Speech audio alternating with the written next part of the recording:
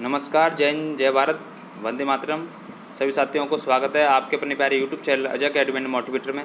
साथियों, हम इस वीडियो में बात करने वाले हैं यूपी सुपर टेट 69,000 का पेपर जो 6 जनवरी 2019 को हुआ था। हमने इससे पहले वीडियो में हिंदी, अंग्रेजी और संस्कृत के प्रश्न देख लिए हैं जो आपके 69,000 वैकेंसी के पेपर में आए हुए थे, सुपर टेट में आए हुए थे। हम इस वीडियो में 30 प्रश्न देखने वाले हैं सीडीपी के, जिसमें शिक्षण अधिगम के प्रश्न होंगे और जीवन कौशल, कुल मिलाकर के सीडीपी के 30 प्रश्न देखेंगे। तो आप जो भी तैयारी करने वाले हैं सुपर टेट की और या जो कर रहे हैं, उनके लिए वीडियो बहुत अच्छा रहेगा, क्योंकि आप तैयारी करने से पहले प्रीवियस ईयर पेपर देख लो तो बहुत अच्छा रहेगा, अपनी तैयारी मजबूत हो सकेगी। हम छोटी छोटी वीडियो ला रहे हैं जिससे आपको जो है समय बर्बाद न हो और आप भी देख लें वीडियो को और प्रश्न देख लें कि किस सब्जेक्ट से कैसे प्रश्न पूछे जा रहे हैं और अच्छे से उनको नोट डाउन करें और समझें और तब तैयारी करें। मजबूत तैयारी तब होगी आपकी। तो 2 बार यूपी में सुपर टेट हुआ है, 68,500 और 69,000। तो 68,500 में वन लाइनर आंसर लिखना था और 69,000 में MCQ में देना था। तो ये पहला आपका हम करवा रहे हैं सुपर टेट का जो प्रीवियस ईयर।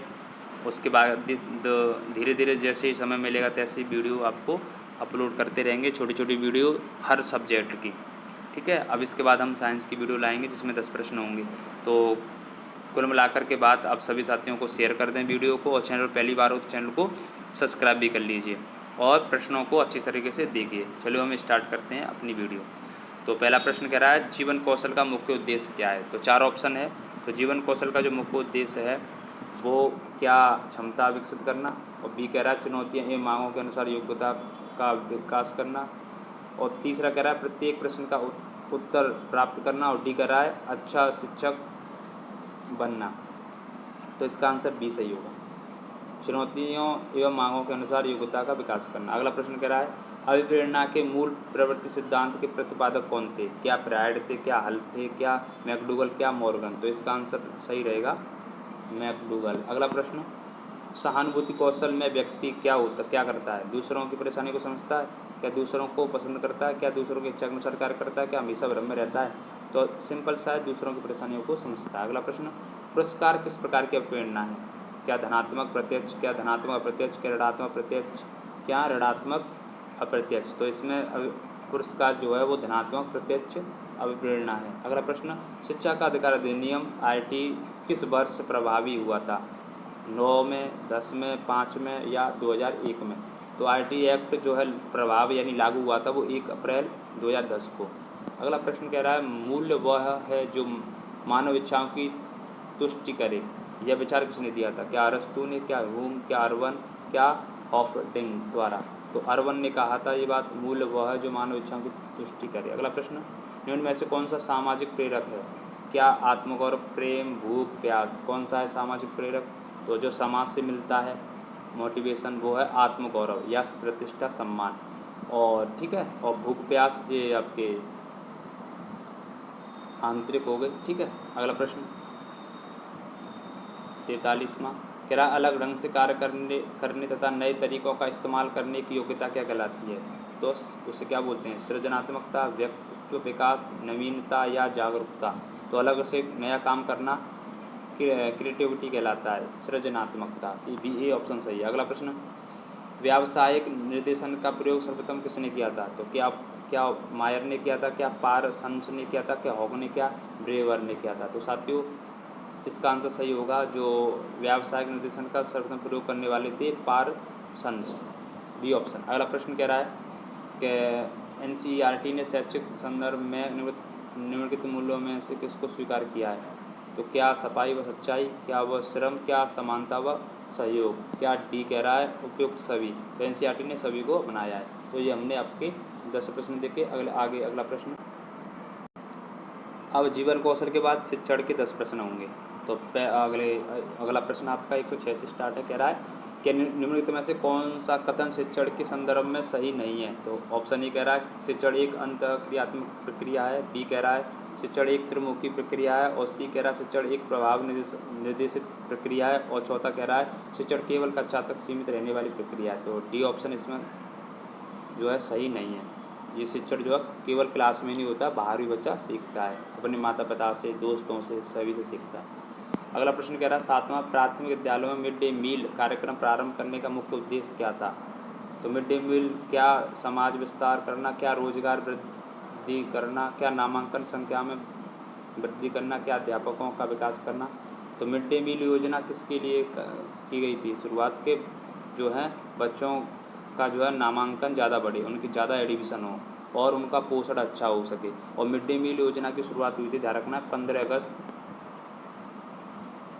1995 ईस्वी से इसकी शुरुआत हुई थी। और कहाँ से हुई थी, तमिलनाडु से, ये भी ध्यान रखना।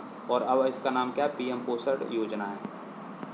अगला, उद्दीपन अनुक्रिया सिद्धांत किस का प्रतिपादक कौन था। ठीक है, एसआर थ्योरी, तो ये साथियों थॉर्नडाइक।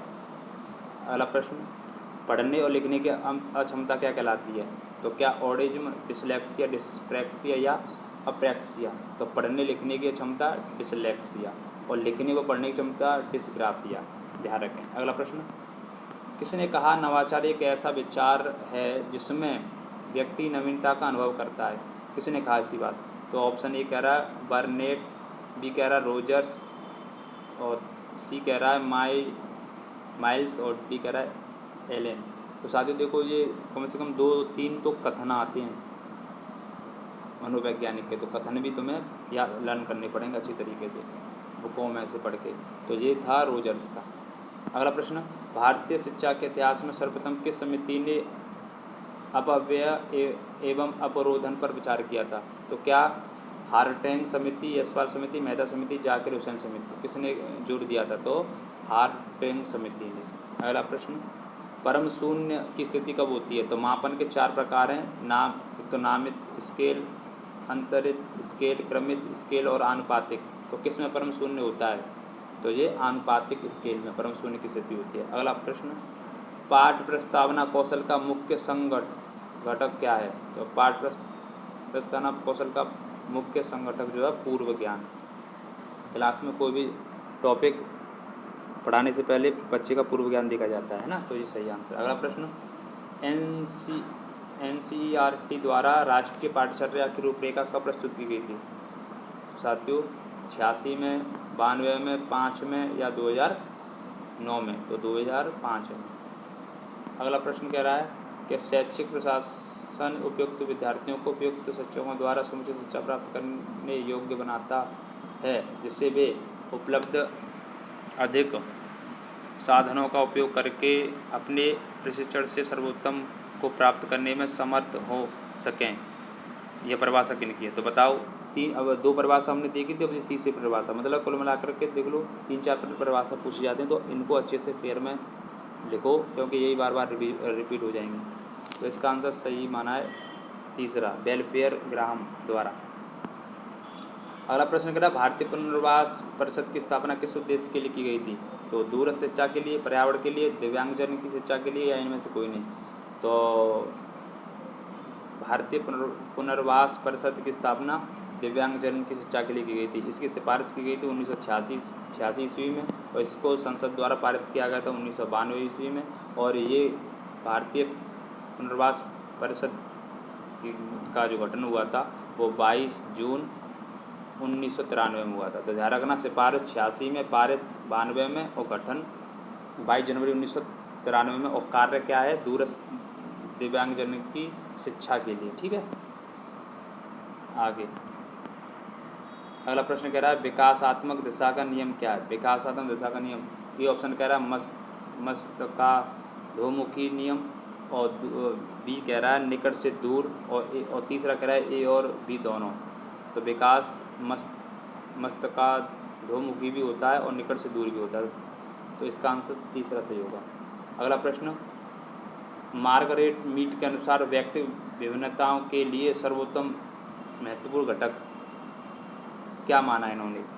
क्या जैविक माना है, मनोवैज्ञानिक माना है, सजातीय माना है, सांस्कृतिक माना है। तो इनके अनुसार जो है व्यक्ति विभिन्नताओं के लिए सर्वोत्तम महत्वपूर्ण कारक है जो है सांस्कृतिक है। किसके अनुसार, मार्गरेट मीड। आगे, ब्रेल लिपि के जनक। तो ब्रेल लिपि के जनक कौन है, लुइस ब्रेल, बी ऑप्शन सही है। अगला प्रश्न, प्राचीन अनुबंधन का सिद्धांत, तो प्राचीन अनुबंधन का सिद्धांत स्किनर ने दिया था कि स्पिनोविच ने, पावलाव ने, विने ने। तो प्राचीन अनुबंधन का सिद्धांत पावलाव, जिन्होंने कुत्ते का प्रयोग किया था। ठीक है। अगला प्रश्न, हेरिडिटरी जीनियस नामक पुस्तक के लेखक कौन थे? ठीक है, तो देखो बुक भी पूछ ली गई है, ये ध्यान रखना। हेरिडिटरी जीनियस पुस्तक के लेखक गॉल्टन थे। ठीक है, ये भी यूपी टेट में भी आ चुका है ये कई बार। आगे अगला प्रश्न, निम्नलिखित में से कौन सा कारक बालक के विकास को प्रभावित करता है? तो क्या अंतरस्रावी ग्रंथियाँ, क्या पौष्टिक भोजन, क्या रोग और चोट? तो सभी प्रभावित करते हैं, तो इसका डी ऑप्शन सही हो जाएगा। अगला प्रश्न, गेने के अधिगम सोपान का सही क्रम है? तो गेने ने 8 अधिगम के सोपान दिए थे, उनके क्रम पूछा है, तो क्रम में कौन सही है? तो इसका सही आंसर क्या होगा?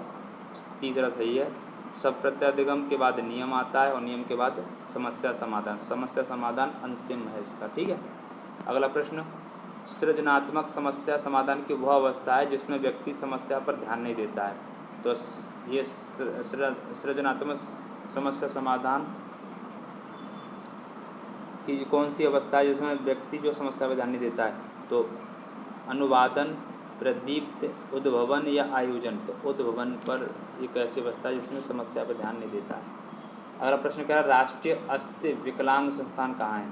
तो राष्ट्रीय अस्थि विकलांग संस्था जो है साथियों कोलकाता में है, और राष्ट्रीय दृष्टि बाधित विकलांग संस्थान वो देहरादून में है, और राष्ट्रीय श्रवण विकलांग संस्थान मुंबई में है, और राष्ट्रीय मानसिक विकलांग संस्थान सिकंदराबाद में। ठीक है, तो सब चीज़ आप ध्यान रखना, नोट भी कर लेना है इनको।